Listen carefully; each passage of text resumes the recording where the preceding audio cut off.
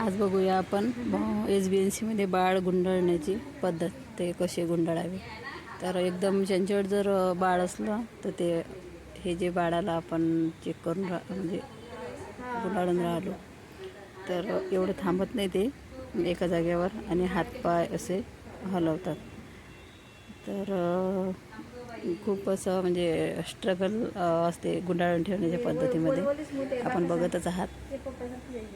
पूर्ण ते त्याचं मस्तक पाय पूर्ण हात पूर्ण गुंडाळले गेले पाहिजे, जेणेकरून त्याला जे बाहेरचं वातावरणातली हवा आहे, थंडी आहे, ते लागू नये.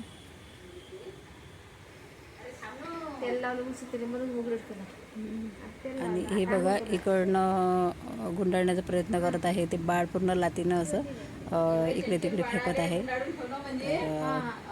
बाळ असं गुंडाळायला लागते. ते बाळाचे जे चंचलपणा आहे ते त्याच्यामुळे ते बाळ गुंडाळण्यात खूप स्ट्रगल लागून राहिला मला, तर तुम्ही समजू शकता.